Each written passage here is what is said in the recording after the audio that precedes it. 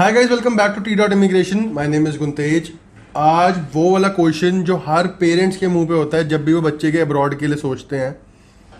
हमारे पास जितने भी फ्रेश काउंसलिंग्स के लिए बच्चे आते हैं, मतलब जो 12th के बाद पास आउट होते हैं, उनके लिए सबसे इंपॉर्टेंट क्वेश्चन है मदर फादर का। पहला सीट पे बैठते ही वो पहला क्वेश्चन ये पूछते हैं कि आपके हिसाब से बेस्ट कंट्री कौन सी है, प्रोफाइल देखने के बाद, कि बच्चे को हमारे कनाडा जाना चाहिए या ऑस्ट्रेलिया जाना चाहिए, या उनके मन में होता है कि सर आप ही बता दो, हमने तो बाहर भेजना है, आप बताओ कि दोनों पर्सपेक्टिव्स भाई कौन सी कंट्री अच्छी है।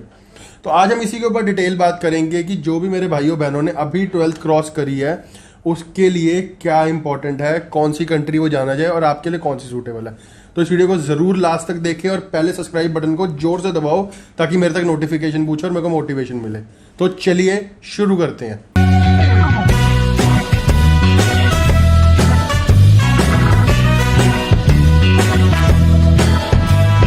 तो गाइस, सबसे इंपॉर्टेंट जो टॉपिक था कि कनाडा और ऑस्ट्रेलिया, उसके बीच में हमने एक डाइवर्जन लाइन डाल के दोनों को अपने अपने सेपरेशन पे बात करेंगे आज कि कनाडा ज़्यादा बढ़िया है या ऑस्ट्रेलिया ज़्यादा बढ़िया है, दोनों के पर्क्स क्या हैं, दोनों में जाने के लिए क्या क्या रिक्वायरमेंट है। तो वीडियो थोड़ी सी लंबी होने वाली है तो ज़रूर लास्ट तक देखें। फर्स्ट ऑफ ऑल हम कनाडा से शुरू करते हैं। कनाडा की बेसिक जो रिक्वायरमेंट्स हैं बहुत इजी हैं। फर्स्ट ऑफ ऑल 65% और 60% प्लस होनी चाहिए CBSE बोर्ड से, ठीक है। ओपन स्कूलिंग, बहुत कम कोर्सेज रह जाते हैं, वीज़ा चांसेस कम हो जाते हैं, तो इसलिए CBSE से या पंजाब बोर्ड से, हरियाणा बोर्ड से, किसी भी रेगुलर स्कूलिंग से आपकी 65% प्लस है। जब अगर आपकी 65% प्लस है तो आपको HDS कैटेगरी का, स्टूडेंट डायरेक्ट स्ट्रीम कैटेगरी का, DLI लिस्ट अप्रूव, जो है दो बहुत बड़े वर्ड्स हैं। इसका मतलब होता है जो इंडिया के हिसाब से सरकारी कॉलेजेस जो वर्क परमिट प्रोवाइड करते हैं, जो बच्चों की सबसे ज़्यादा इंपॉर्टेंट है, पोस्ट स्टडी वर्क परमिट। जैसे आपको पता ही है कि 2 साल का अगर डिप्लोमा करेंगे तो 3 साल का वर्क परमिट मिलेगा, और 1 साल का जो भी बच्चा डिप्लोमा करता है उसको 1 साल का वो मिलता है वर्क परमिट। तो ये चीज़ें सबसे पहले होती हैं। सेकंड हम आते हैं फंडिंग के ऊपर। तो इसमें कनाडा में आपको 15 से $20,000 के बीच में आपका प्राइस ब्रैकेट आता है 2 साल के डिप्लोमा में 1 साल की फीस का। सेकंड, आपको GIC पे करनी होती है, जो होती है $10,000 प्लस जो बैंक के चार्जेस होते हैं। CIBC का 150 है और स्कॉशिया का 200 है, तो 10 200 10 150 ये हो गया। थर्ड पॉइंट इसमें जो आता है वो आपकी एम्बेसी फीस, मेडिकल का जो खर्चा आता है 5 से 5,500 रुपये का मेडिकल हो जाता है। $235 की आपकी बायोमेट्रिक फीस है, दैट्स इट। उसके बाद आपका वीज़ा लॉन्च होता है और उसके बाद जो भी डिसीजन एम्बेसी लेती है। बट ऑस्ट्रेलिया के केस में थोड़ा सा डिफरेंट है।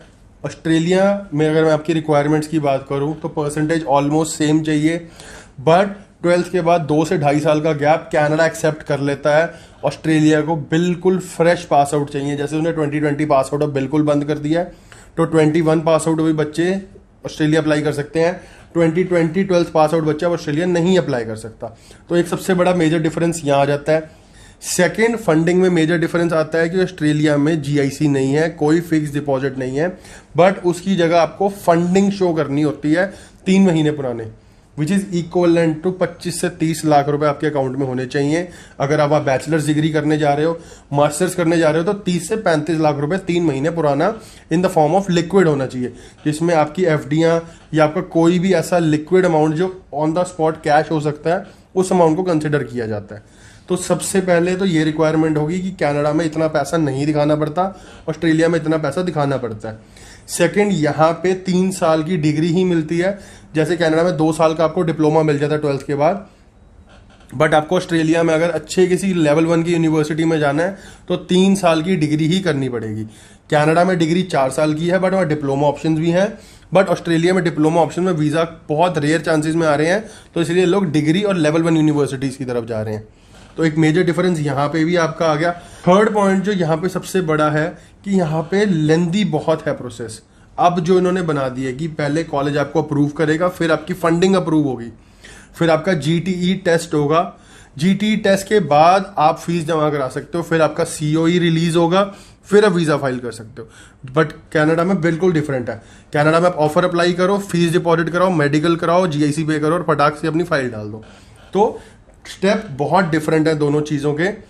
तो जो बच्चा जेन्युइनली पढ़ना चाहता है और चाहता है कि मैं पढ़ के अपनी स्ट्रीम में ही काम करूं, ऑस्ट्रेलिया उन लोगों के लिए बहुत ज़रूरी है। और जो बच्चे ऑस्ट्रेलिया की तरफ फोकस कर रहे हैं उनको एक पॉइंट बहुत इंपॉर्टेंटली सोचना चाहिए कि जो बच्चे ओरिजिनली पढ़ सकते हैं, जो चाहते हैं कि अगर हम आईटी का कोर्स ले रहे हैं तो हम आईटी में ही परस्यू करें, क्योंकि ऑस्ट्रेलिया पीआर उन्हीं को ही देता है जो अपने स्ट्रीम में काम करके इतना टाइम काम कर चुके हैं, इतना टैक्स दे चुके हैं। हर एक जो फील्ड है वहाँ पे अलग नॉक कोड है। बट कनाडा में जब आपको वर्क परमिट मिलता है तो उस वर्क परमिट में आप दूसरी किसी भी प्रोविंस में जाके अपना कोई भी काम कर से पीआर अचीव कर सकते हो। तो एक पीआर डिफरेंसेस आ जाते हैं। कनाडा में आप 4 से 5 साल में इजीली पीआर अचीव कर सकते हो, जबकि ऑस्ट्रेलिया में 7 से 8 साल भी कई केसेस में देखे गए हैं। तो मोटा मोटा मैंने सारे पॉइंट्स कवर कर दिए हैं फंडिंग के, ठीक है। ऑस्ट्रेलिया में पीआर के लिए क्या प्रोसेस है, कनाडा में पीआर के लिए क्या प्रोसेस है, बच्चों को क्या फोकस देखना चाहिए। जिस बच्चे ने जेन्युइनली सीरियसली अपने फील्ड में आगे एक्सपर्टीज या हाईएस्ट एजुकेशन के लिए जाना है, उसके लिए ऑस्ट्रेलिया बेस्ट है, क्योंकि वहां सीरियसनेस में पढ़ना पड़ेगा। कनाडा में भी आपको पढ़ना पड़ेगा, ये मत सोचना कि नहीं पढ़ना पड़ेगा, बट कनाडा में आउट ऑफ फील्ड आप काम कर सकते हो। मीन्स अगर आपने आईटी पढ़ा है उसके बावजूद भी आप कोई सेकेंडरी जॉब करके किसी छोटे प्रोविंस में अपनी पीआर अचीव कर सकते हो। बट ऑस्ट्रेलिया में ये चीज़ थोड़ी सी डिफिकल्ट हो जाती है। सेकेंड, कनाडा में पीआर का प्रोसेस कंपैरेटिवली छोटा है, 4 से 5 साल में मोस्ट ऑफ द बल्क का आपका पीआर आ जाता है। बट ऑस्ट्रेलिया में जो देखा गया वो 7 से 8 साल नॉर्मली लग जाते हैं एक बंदे को पीआर अचीव करते करते। तो बट सेकंड, ऑस्ट्रेलिया में लोग कहते हैं पैसा ज्यादा है, ऐसा कुछ नहीं है। कंपैरेटिवली अगर दोनों को देखा जाए तो कनाडा में भी उतना ही पे स्केल है और ऑस्ट्रेलिया में भी उतना ही पे स्केल है। तो दोनों जगह पैसा बच्चे ने अपनी मेहनत से कमाना है, सरकार ने पैसा नहीं देना। अगर बच्चा कनाडा में जाके मेहनत करके पैसा कमा रहा है तो उसको ऑस्ट्रेलिया में भी मेहनत करके ही पैसा कमाना है। तो पे स्केल देखा जाए तो दोनों का इक्वलेंट ही है। मैंने सारे डिफरेंसेस जो एक एक थे पॉइंट बाय पॉइंट बता दिए। इसके सिवाय भी आपको कोई और कंफ्यूजन है कनाडा या ऑस्ट्रेलिया के ऊपर कि दोनों में से कहाँ जाया जाए, ये कौन सा नेक्स्ट इनटेक है, कौन सा कोर्स मिलता है, तो नीचे दिए गए नंबरों पे कॉल करें। ऊपर वाला दिल्ली ऑफिस का है, नीचे वाला पंजाब ऑफिस का है।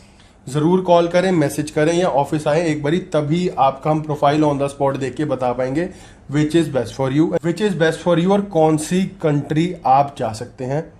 और ऐसी वीडियोस के लिए सब्सक्राइब कर लो और हमारे कमेंट बॉक्स में लिख दो जोन सा टॉपिक आपको चाहिए। आज की वीडियो इतनी ही। सत श्री अकाल।